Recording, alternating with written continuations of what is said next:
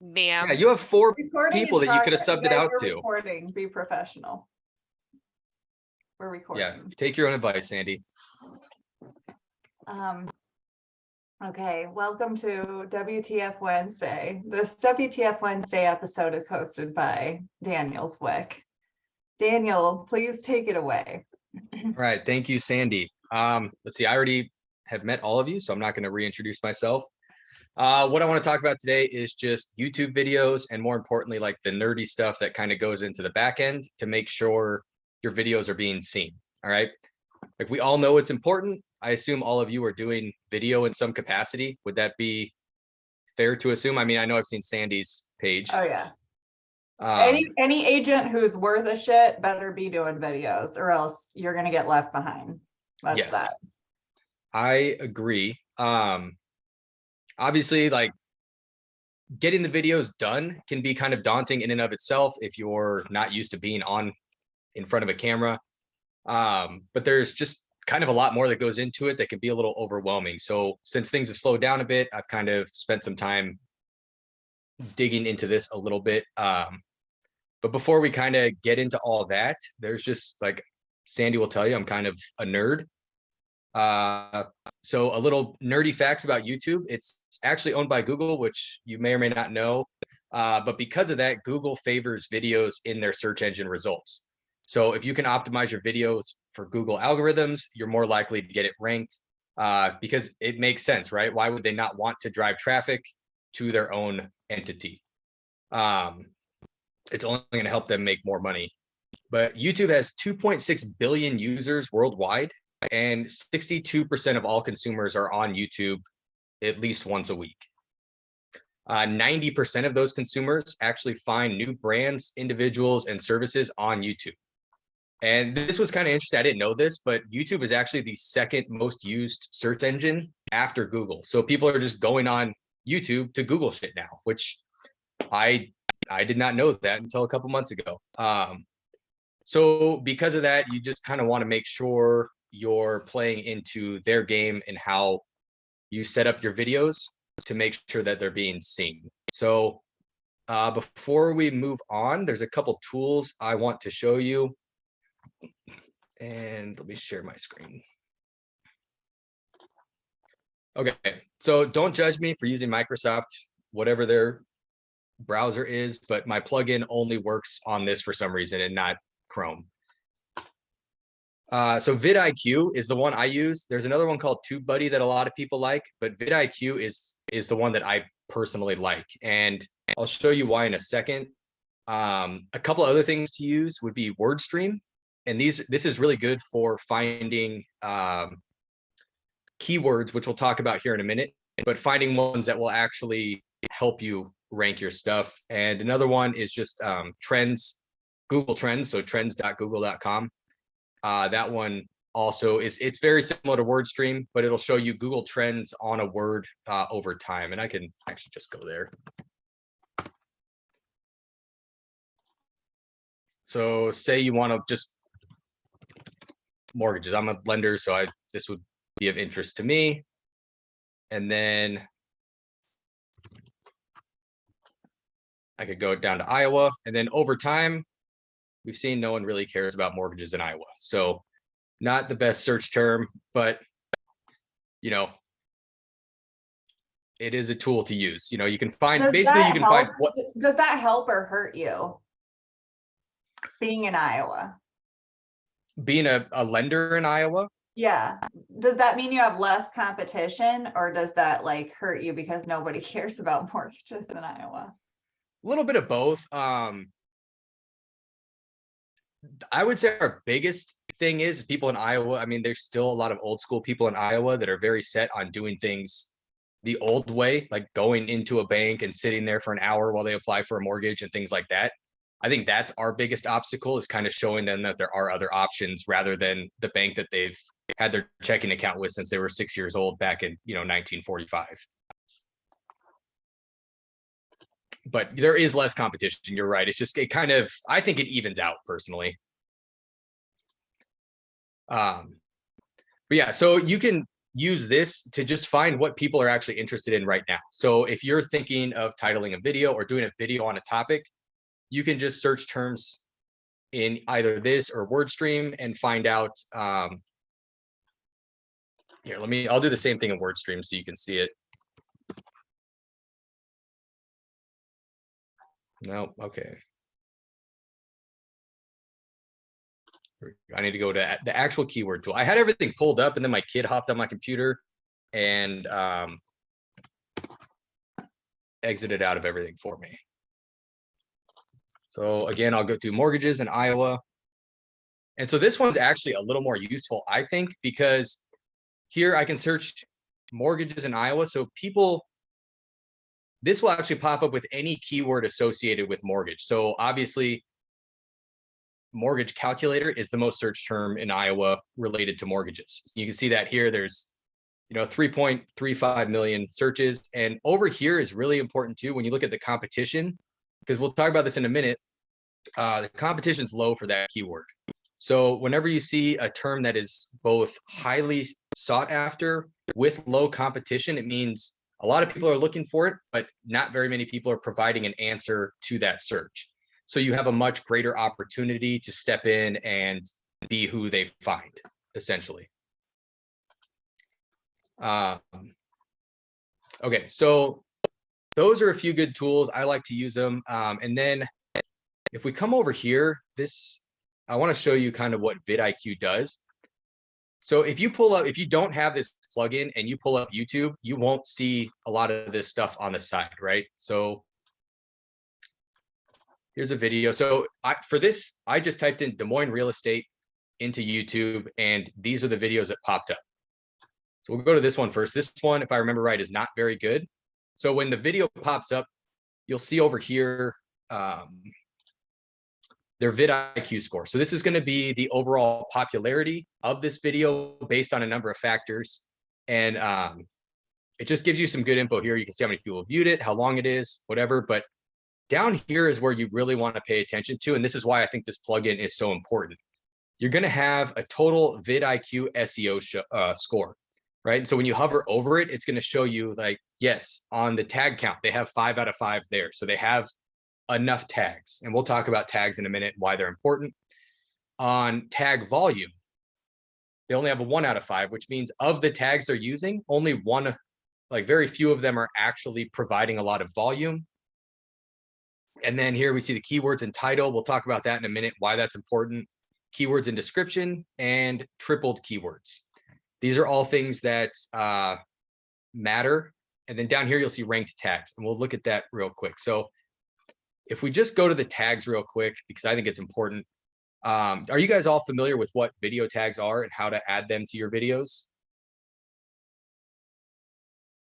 Yeah, okay. So if we see here, vidIQ shows you what tags this video has actually put on their video. And next to this number, this would be, if you search this tag in YouTube, this would be the number it pops up at. So if you typed in Des Moines real estate market projected, this video would pop up as the first search on a YouTube search. And if you see here, they only have 3 that are ranked, right? So not bad, but not great. This is another thing here that's also really cool that vidIQ, they will prompt you for this when you're setting up your video, but then also if you go to your own video, you can view their optimization checklist. So you see here all the things that they've done, have a green check mark next to them, and all the things that they should do to kind of help their video rank higher is with that red X. So their title's too long. And YouTube actually gives you 100 characters for your title. They recommend you keep it below 60. And I'm guessing this one must be around 70 or 80. That's why it's saying it's too long. And excuse me, one of the reasons you want to keep it short is so that no matter what device people are searching for you on, they can see your full title. It's kind of like on Facebook ads. If you type in your description, you want to have your full description visible before having to hit see more. It just, people aren't going to click it to see what's left. People are lazy. We all know that. They're going to just do whatever's easiest. So if you can fit that title so it pops up on their full screen, then that's going to be better there.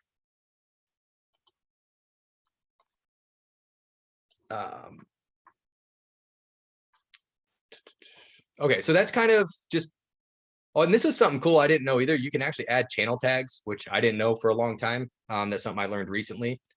And you can see just which tags are used on this channel. That's kind of cool. But vidIQ, it's free, or I use the free version. There is a more in-depth version. And let me see here. So actually, if you're using it, this is just a stupid video I put together like 2 months ago. I'm not actually going to upload it. But when you're doing your tags, vidIQ will actually recommend tags for you that already have a pretty high score. So when you're uploading your video, you can kind of use that to help you out there. But next. All right, so when we're talking about keywords here, these are important to just keep in mind, right? And when you're thinking of keywords, these are going to be things that are kind of in your title, in your tags, and in your description. All right. When I do this, I think it's important to kind of think of who your target audience is and what they would be searching for to get to your video, right? So if you're a realtor, and if I'm a home buyer, first-time home buyer, I might type something in like, how do I buy a house in X city, right? So if we go to Google, you can just say how to buy a home in Quad Cities. Now, that's how I search for things. I personally think YouTube is more like, when I use YouTube as a search engine, it's kind of a how-to for me. I try to find out how to do something with YouTube videos. So if we look at these search results here, you can see that there's no videos on page 1, right? And we know Google likes to rank their videos high to get people over to YouTube. So if you find a search result that doesn't have any videos popping up, it might be an opportunity for you to go ahead and get your video ranked there, since there's very little competition, right? And we see even on page 2, there's no videos. Now, if you actually go to the video screen or the video results and we scroll through these, all these videos here, none of them are actually from YouTube, right? And again, Google likes to rank its YouTube videos because they own YouTube. And so even down, all the way down at the bottom of page 2 on the video tabs is when we find our first YouTube video. And if we go there, we can kind of see, we can kind of do the same thing and do a little walkthrough on their video. So they don't have any tags, their title's too long. There's a good opportunity there to take over this spot, basically. So like I said, so that could be a way you find some keywords. So if you're just in this example, we're going to do how to buy a house in the Quad Cities. That could be the keyword you want to search for. And then with that, you're going to want to use those keywords, like I said, in your title, in your description, and in your tags. So if we were setting up a video like this, we could title it how to buy a house in the Quad Cities.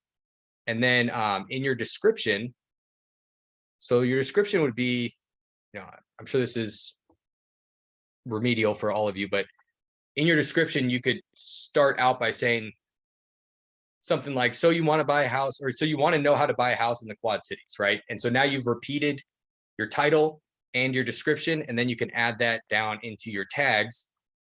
And by using those 3 things, it should help the algorithms kind of pick up on that video when anyone searches for it.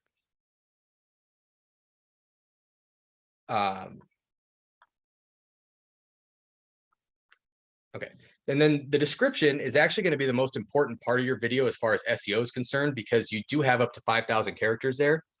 So they say you want to hit your keywords in the first couple of sentences. That'll help the algorithms pick up on it, but you also don't want to just like vomit out your keywords. Google kind of picks up on that stuff too, and it won't help you, basically. One thing to note though, anytime you go in, even after you've uploaded a video, if you edit your description, YouTube will reevaluate the video, which can either help you or hurt you, but just be aware of that. Now, another thing, it's kind of tedious, but if you have someone helping you with your social media, I would always recommend doing subtitles and closed captioning. Basically, that's just going to be a text version of your video. So that'll like Google will pick up on the text and search engines will pick up on that text and help you also rank in those algorithms. And, you know, I mean, if you're like me, I watch videos with my volume off all the time. And if they don't have subtitles, I just scroll past them anyways. So.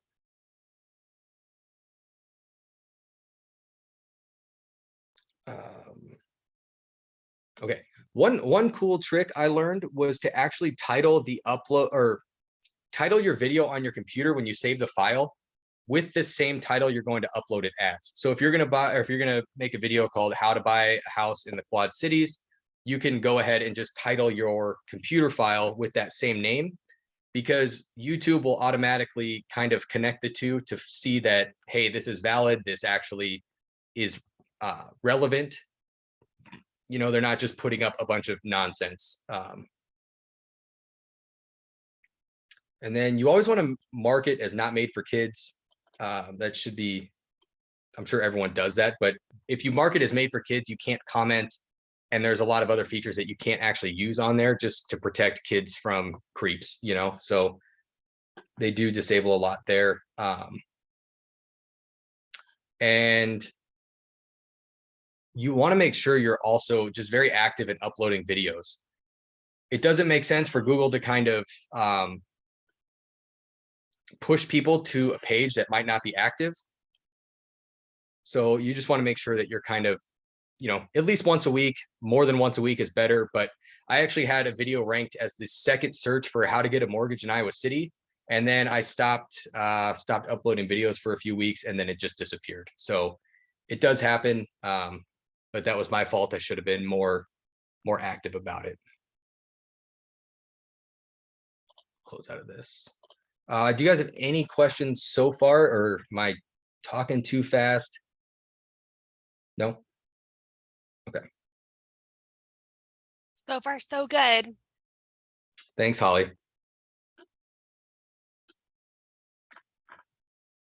Okay, so that's just kind of like all that back end stuff I wanted to cover. If you guys want, I can walk you through like a quick 30-second video that I've used in the past that always, you know, ranks really high.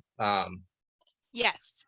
It's super easy. And so like we were kind of talking about, for those of us that cold call a lot, this is something I came up with a while back. It's just kind of, I don't know about you, but before I got into this industry, I never answered unknown phone numbers, like ever. And if I saw a number call me more than once, I Googled it.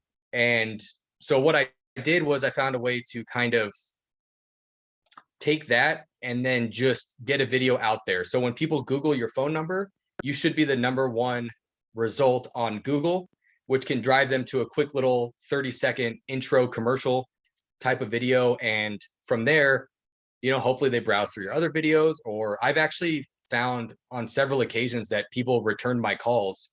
They said, hey, you know, I saw this number and I saw your video, so I figured I'd give you a call back. So it actually, I know there's some debate on, it's kind of like leaving voicemails on the first call. There's some debate there, but in my experience, this has actually helped me out a little bit. So I love that. It makes perfect sense. That's great. Good job. okay. Thanks, Holly. Sorry, some of this, like I usually do this as two separate things, and so some of this might be repeated. So let me just go through this. Okay, so basically, really all you do is, you know, my script was, hey, did you just get a call from 319-930-1561? If you did, that's me. My name's Daniel Zwick. I'm a loan officer here in Cedar Rapids, or Iowa, or just wherever. I actually have different ones done for every different number I use in different markets. I just say something like, I was probably calling you regarding a Facebook ad you responded to, or maybe you reached out to me some other way and I was just returning your call. Either way, feel free to call me back at, you know, my number. Or now that you know who I am, feel free to answer the next time my number pops up. Have a great day. something along those lines. It's super quick. It's super easy. Make sure you just kind of make it your own, but also make sure that it's just like authentic to you, right? You don't want it. You basically want to use this as an intro to any cold call. Just so you can kind of showcase your personality, your way of talking, and just allow it to just be an introduction to you yourself. So with this one, I'm sure you guys know how to upload a video. This is set up for the phone app, but once you record that, all you have to do is just upload it. On the phone, I always mark it as private first because that's just what I do. So for the title on this particular video, you would want to put your phone number is, so say Holly, say this is your phone number. You would say 319-930-1561 is Holly Brink, a realtor in Spencer, Iowa, right? Yes. Yep. Mm-hmm. And again, just keep it private. Make sure it's not made for kids. And then down here, once it's in your library, the description is the other thing I want to focus on. Is again, you're going to put your phone number again, and then you're just like this, 319-930-1561. And then in parentheses, you're going to do the same phone number without the dashes. And the reason we're doing this is because people will probably Google it one of those ways. So no matter which way they Google it, we are going to pick it up on the search engine. So then again, you would just, in the description, same thing is, this number is Holly Brink, a realtor with eXp Realty in Spencer, Iowa. This is a good spot to add a link to your website.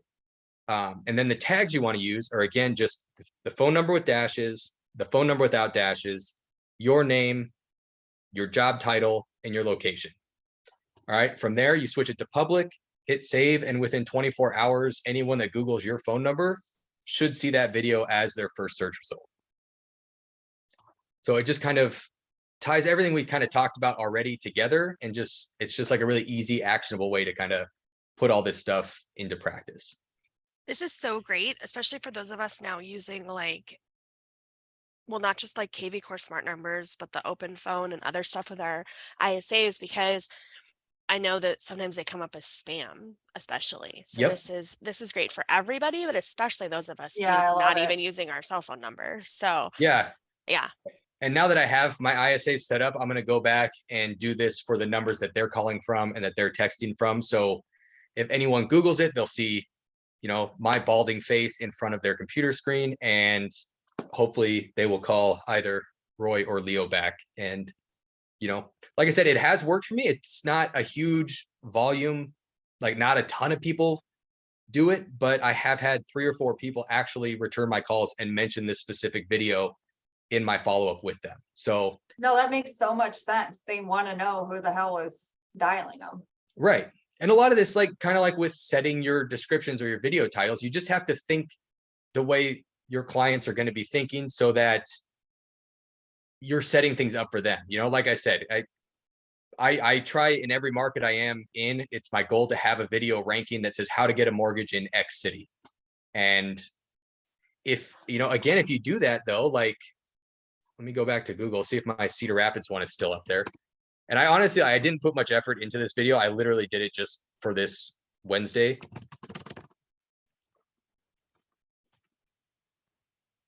And as of yesterday, right here, it's on the first page. It's outranking New American Funding, RMN, like all these other lenders that are, have bigger pockets than Daniel Zwick. I'm outranking him on this. And this was just literally a video I put together just to illustrate this point, right? There was very little effort put into it. But if you see here in the search results, it's going to put in bold the keywords that you searched for. So again, make sure that's how I think though. I think if someone doesn't know how to get a mortgage, their first step is going to be Google, hey, how do I get a mortgage, right? And then most people do put in their city. So that's why I target each city that I'm licensed in. So, but yeah, going back to when I said here, you can add a link to your website. There's something, and I don't fully understand this yet. But have you heard of backlinking? Are you familiar with that term, anyone? Not at Okay, all. so I've heard of it and definitely don't know anything about it. okay, so I am definitely not an expert in this, but from what I've gathered, the more sources that are driving people to your videos and vice versa. So if you have a website that links to your YouTube videos, or your YouTube videos link to a website, and people are accessing each of those through those links, it helps drive you higher into the algorithms, because the search engines are going to realize that, hey, people are connecting these two things, they're relevant search terms, there's some level of authority there, and it just can help you place a lot higher in search engines. So that's something I like I said, I'm just learning about it now. I don't know a ton about it, but it's something that's definitely worth delving into a little bit.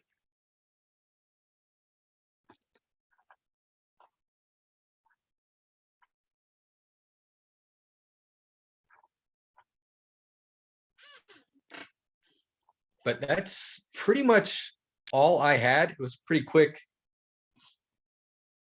deal. So Sandy, I can turn it back over to you if you'd like.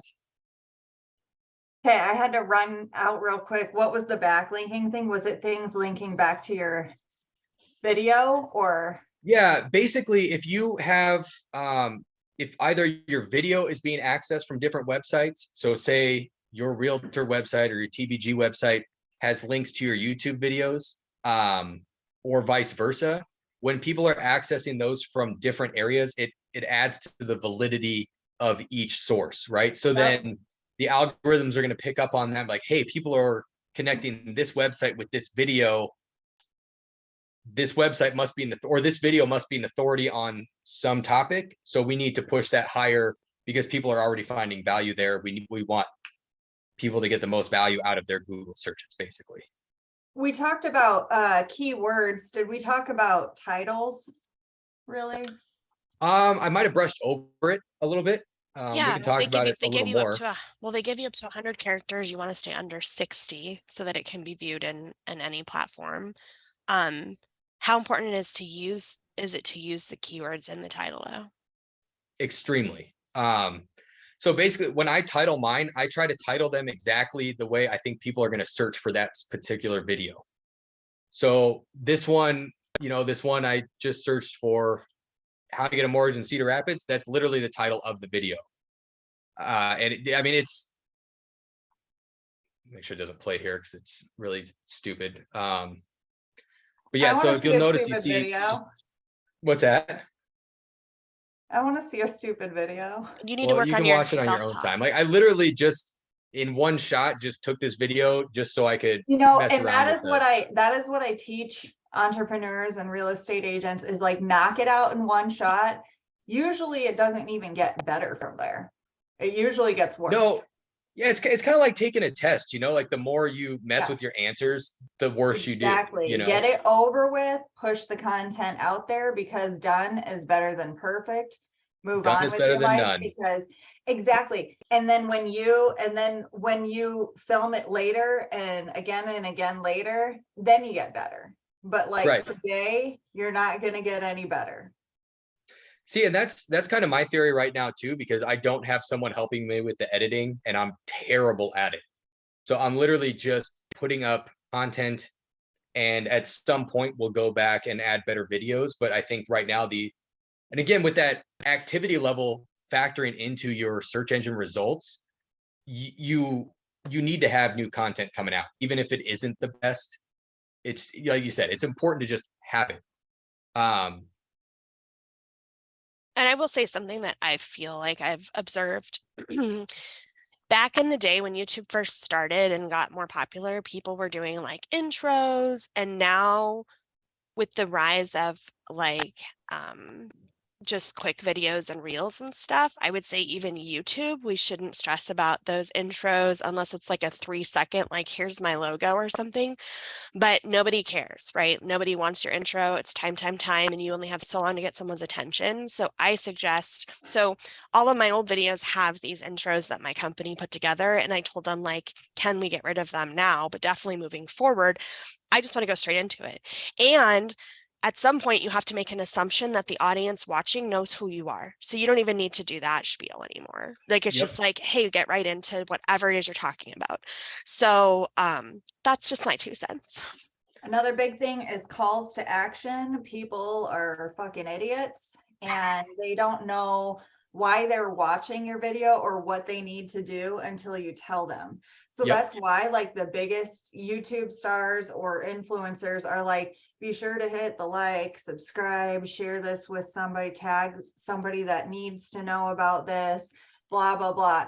Like always tell people what they need to do. And if you do have a video editor, have them point or do a graphic or link, whatever. So I agree 1,000% with Holly. Do not interrupt your video for any reason, but add things to it, add links, add buttons, add calls to action.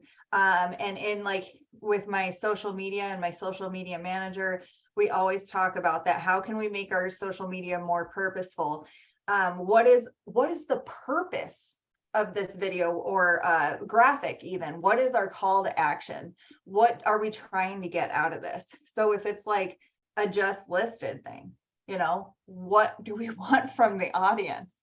You know, DM us if you want to schedule a showing. DM us if you want to see a house like any of these, you know, just things, or give us a call or scan the QR code, you know, any of that stuff. They need calls to action. And it's not, you know, it's like a joke that they're fucking stupid, but really they need to, like, they're just relaxing when they watch this shit. They literally need to be told, oh my God, you're right. I need to actually like do something with this video. Yeah, and kind of also back to Holly's point, you're right. People are definitely more used to TikTok, right? Like now that that's kind of the trend, people are literally just scrolling through. So those intros, I don't think are as effective. People still tell you to do them. I think people will literally just keep scrolling. But I found personally, like on YouTube, especially, my shorts get a lot more views than anything over a minute.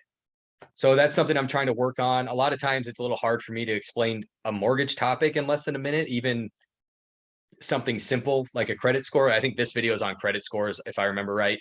And it's only 1 minute and 47 seconds long. But getting those under a minute, so it's a quick, something that's easily consumed in a very quick amount of time, I think is important too. And I think there's value in doing both. I personally, my opinion is like, or at least how I interact online is I watch a lot of quick videos. And then if I like what I see on that quick video, then I go and follow the person and look at more of their content. So I think using both of those in conjunction with each other is super important.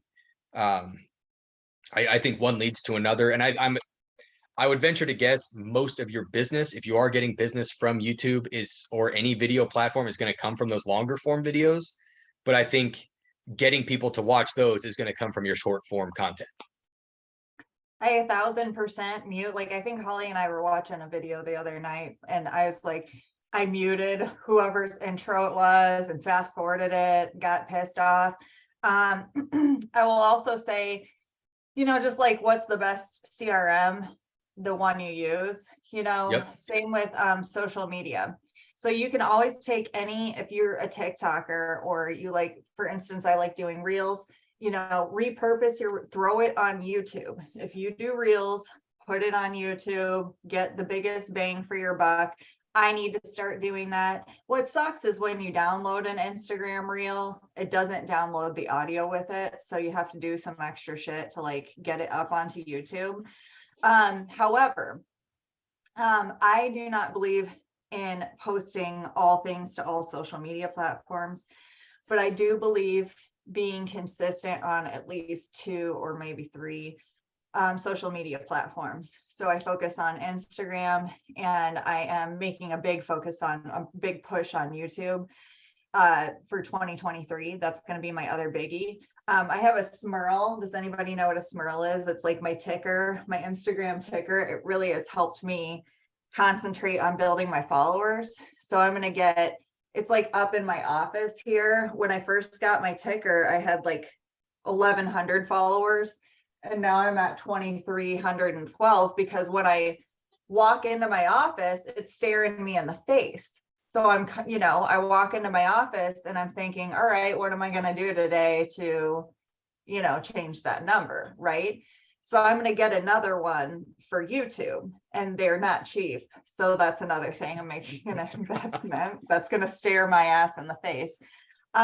So my point is that if you have a YouTube channel, if you're going to concentrate on it, you want at least one more social media channel, whatever, what am I trying to say? One more form of social media that's your social proof, okay? Because though there are YouTube stars out there and people follow them, and then they're like, yeah, but like, are you a real person? Or I want to see that, like, I want to see your life. I don't want to see your videos that you choose to put up, Right. So you need that extra platform for social proof. So have at least one additional platform. But the best thing about YouTube is that you put the content out there and it stays there forever. You never, ever have to recreate it. And people can find it years later. I had somebody call me, yesterday, thinking about joining eXp Realty, thinking about coming, I have a lunch appointment scheduled on Friday. He goes, hey, I'm watching your YouTube videos from like years ago, from when I was hustling my podcast from years ago, like 2020. And he's just like talking about it as if it's like something you know what I mean? And I'm just like, wow, that was content that I put out there years ago that's still relevant for some people today, and no other platform does that. It's all pushed to the bottom. But YouTube, if somebody wants it to be relevant to them, it's going to be relevant to them today. And then also, like, I recommend, try to keep it timeless. So keep holidays, years, things like that, shit like that out of it. Try to keep it as timeless as possible. If you have to put facts in there, obviously, date the facts, put your sources in there, and things like that. Try and put as much information as you possibly can put in there. But yeah, try to keep it as timeless as possible. Yeah, kind of on that, Sandy, I don't know if you guys know Emily Farber. She's a realtor out here in Iowa City, and I heard her talk at one of the EXP events a while back, and she gets like 70% of her business from YouTube. And she's made a concentrated effort on it for the last couple of years. And I can't remember what she said she did in volume last year, but it was in the tens of millions, and 70% of that came directly from her YouTube channel. And so kind of like on that note, if you find someone like that is killing it and they're getting a ton of business there, like, it doesn't hurt once you get like TubeBuddy or vidIQ plugged in, go through and just look at a bunch of their videos and see what they're using that's getting them their rankings, right? Like, look at their channel tags or their video tags and their descriptions, and just kind of, you can emulate that in your own market. Kind of like when I Googled how to buy a home in the Quad Cities, there's nothing that pops up. So like, if you Google that in Iowa City, I'm pretty sure she pops up. I think I did that yesterday. So you can just see what she's doing there to get, and then just transfer it to your market. So then, someone's already done what you're trying to do. So there's no sense in like beating your head against a table to try to start from scratch when there's already proof of success somewhere else. And, you can just ride that too. But she is awesome. Like, I saw her talk. She knows a ton about this stuff, and her, like I said, she does a ton of business just from YouTube. So it's definitely someone worth checking out. Also, did we talk about thumbnails yet? No, I didn't Okay. because I don't do them, but they are super important, and a good thumbnail can really like make or break whether or not people are actually gonna, especially if they're seeing it on like the up next tab. If your videos are showing up there for people and you don't have a good thumbnail, no one's gonna watch it. I just filmed a bunch of pictures of myself for thumbnails, so I can kind of talk about my process. Partial photo credit to Ryan Van Dale, as I said in my so I did a reel about it. So again, always be thinking about how you can be like purposeful in your actions. I can share my screen and kind of like, You want me to stop here? I'll stop sharing. let's see here. Let me get all this porn off of my screen. This is embarrassing. Goodness. POTUS. Oh, hey, Aries. Yeah. Get off the porn out of full screen. Okay, so if you look at like basically all, the thumbnails, they take some sort of like a whatever they want to talk about, and then they have like them pointing to something or them in front of something. And so I kind of have been changing my image, and what I did recently was I had like this argument with my social media manager where I took a like photo of myself in this jacket, and I wanted to change my headshot, and she's basically like, let's not. And I was like, yeah, I want to, right? And she's like, please don't. And I'm like, all right, well, I'll give you more to work with. So I took a bunch of pictures of myself in this jacket, right? Okay. And then I removed the background, okay, for thumbnail purposes and stuff. And now we can paste them on all kinds of graphics, right? And what I was able to do, so what I did was, and Ryan gave me this idea, I put my ring light up. He said to stand in front of a window, but I had to get this shit done, and it was a day like today, totally garbage outside. Did not realize this, and I consider myself like a tech queen, but you can use your watch to take pictures with your phone. I did not realize that. So I feel like an idiot, but he said ever since the first generation watch, you can, use it to take pictures. So I used my watch for every single one of these, and I would pose and just do different stuff, right? And then I went into Canva, I threw them all into Canva. He said pixel cut, and but I went into Canva on each one of these and removed the background. Some of these it removed like too much, actually. So I'm that big of a diva where I went into Instagram first and put my favorite filter on. Then I went into Canva and removed the background. And some of them it removed like too much. So in Canva, you can actually like restore a little bit of the background. So like it would like remove part of my fingernail or something, and I'd have to like put some of my fingernail back. So you can actually zoom in and put part of your leg back if you need to and stuff like that.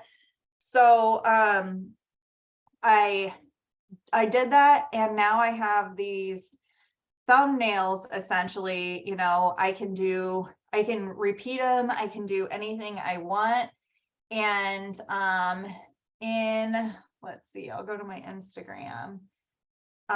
So not just for YouTube. Well, and like I said, I was very purposeful. I made a reel out of my thumbnails and said, listen, like my social media manager and I like had this fight about it. And so like I put all the thumbnails together like on to music basically, and just made a reel out of that. But you know, this, I put it over a post, you know, 2 accepted offers, blah, blah, blah, blah, blah. So I highly recommend just take a bunch of, you know, become very vain like me, you know, that's step 1. And then take a bunch of pictures of yourself, run them through a great Instagram filter, and then remove the background, and then put them like all over all of your, make sure that you are consistent with your theme and your branding. Okay, so I believe in having the same headshot everywhere, but since you know, you can't, I understand that this can't be used everywhere, me doing this, you know, at least that's why I put on my jacket and was like, okay, I'll take some poses and just I'll like go for the look. Okay. So I did want to at least cover down on, you know, a couple ideas for thumbnails for that. But I noticed that people are going around, like the new thing is that they trace around their body cutout, like, and they do like a border around it or whatever. So that's like the new thing. So yeah, just always keep up on what everybody else is doing, and that's kind of cool too. I kind of forgot, this isn't really about YouTube, but more about like algorithms and social media. Something that I've been doing a lot, and the theory behind it, but sending just video birthday messages via your social platforms. So if you have like, say, clients or just people in general that you know whose birthday it is on Facebook because it pops up, send them a quick video happy birthday message. And from what I've been told and from what I've read, that the algorithms will pick up on the fact that you're sending videos back and forth and will actually show your content to them more, because they assume you're closer friends, because you're like, random people don't send each other videos of themselves. So it's supposed to kind of help kind of uptick those algorithms too. So and to piggyback off of that, always be in front of whatever the newest thing that any social media platform is trying to launch, because they will reward you for that and they will push your content. So like when Instagram came out with stories, when Instagram was like pushing reels and stuff, like they were rewarding whoever was like trying those first. Titles. What I was going to say about titles, totally agree with you on that, Dan, with trying to basically whatever the hell somebody's searching for, how to get your real estate license. However, there is something to be said for, I listened to this podcast called The Blog Millionaire, and he is really good. It's a, speaking of super short episodes, he's really good, very, very short episodes, very purposeful episodes. And he says, in one thing about titling things, odd numbers. So like 9 facts to blah, blah, blah, blah, blah. So use odd numbers if you're going to do a list on something. And, you know, for thumbnails or for a headshot, he says, smile, show teeth. People trust you if you show teeth. Like he has all of these super like helpful tips, and he has like all these like studies that have been done and everything. So I listened to the Blog Millionaire, and what he did was basically start a blog, and within X amount of months, you know, became a millionaire. He's built like several companies from the ground up, and like that's his social proof basically. So he had these title ideas, but like how you had TubeBuddy, vidIQ, things like that, he has all of these other, you know, sites to suggest as well. And they're really cool, and I need to go back and look at them because they could also be very helpful on these platforms too. yeah, I don't know what it is about odd numbers, but we do the same thing in restaurants. Like if you're serving a platter of something, you would never do 4 of it. You know, like if you have 4 little appetizers, you'd always add a 5th. And Yeah, it why just- the fuck does Olive Garden bring 3 breadsticks for 2 people? Like, do they want me to kill like my date or? well, yeah, but they want you they want you to eat more. So yeah, like or it's kind of too like no one will eat that third one because you don't want to be rude, or some people won't. I mean, Sandy excluded, I guess, but so then you might be less likely to ask for a second basket of free bread because neither one of you want to be the one that takes the last one out of the first basket. So it saves them money on having to provide you with a second basket of bread. It's, Touche. Okay, Yeah. okay, that's interesting. Okay. it's just And plus- it's interesting how all these theories are like just connected across any industry, really. Like to the odd number thing, that's going to work in anything you do. But it's just people have spent so many years figuring these things out in different Yeah. industries, and it's just it's mind blowing to me when Odd numbers are like so intriguing for people, or they're like so off-putting or something. Yeah, you're right. it's almost like what are those? They're like neural loops. Like people can't finish, like they can't leave it unfinished, right? If there's an odd number of something, they have to complete that task or their brain, it bothers their brain, So Yeah. if it was say 4 tips to buying a home, they'd be like, oh, it's already done. It's already even and clean. I don't need to look at that. But because it's an odd number, their brain is like, something's unresolved there. We need to I'm go. gonna come up with the Yeah. 5th tip Yeah. to finish this article. I don't know. It's crazy. And it's kind of like scary when you think about how manipulated you've been by every advertising you've ever seen in your life. Yeah. But Well, and now that you like study all this stuff, when somebody's selling you, and that's what I don't understand. When realtors are, trying to sell me something or recruit me, I'm like, are you fucking serious? Like, Yeah. why aren't we just having a conversation? Like, I know all these tricks. Like, why are you doing this to me? Yeah. You're already 2 steps ahead of them. Like, Yeah. they're moving for their clothes like 3 minutes before they actually move in for their clothes, What are you doing? Yeah. Like, why Let's aren't just we cut just the having a BS. conversation? Yeah. Just tell me what you got to tell me. Right. Well, let me ask you this. If I were to, I was like, okay, wait, hang on. What are you trying to tell me?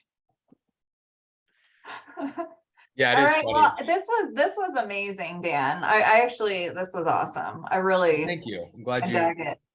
got you out of I really did need that rage nap. I'm gonna admit. it. No, I kid you not. I like when you were talking about your Instagram yesterday or last night, I had an issue where my auto pay got canceled on my cell phone and it shut my cell phone. I mean, this is for my restaurant. So like all of our cell phones were shut off. But they would not tell me how much I needed to pay to reactivate my phone. They would let me make a payment, but they wouldn't tell me how much I had to pay. So like, well, you can just make a payment and in 24 hours, we'll see if your phones are on. I got so mad. I threw my phone at the wall and I literally felt like my body shut me down for like 20 minutes. I woke up 20 minutes later, slumped over in my chair, like literally had a rage nap, and like it's a real thing. So I was having flashbacks, a little PTSD from what you were saying about your Instagram account yesterday. And I was like, oh my God, it's US Cellular all over again. But it's like a self-defense mechanism, like my body's like, you're going to die. You need to just go to sleep. That is literally like the Hulk. Yeah, and it's happened to me twice, once with US Cellular and once with Cox Communications. I went to cancel my account before deployment and then they didn't, and it overdrafted my account because as a Marine and I made pennies. Yeah. And You don't say. yeah, weird, right? Thank you, Congress. Yep. So it's happened to me twice, both tech related. So I feel your pain, Sandy. Yeah. Yeah, you know what? I'll have to make a reel about that, but about Instagram handles and making sure things are taken care of and how you can accidentally get locked out of accounts you own for weird loopholes. Very interesting. That's so crazy. Great story, everybody. I'm gonna stop recording.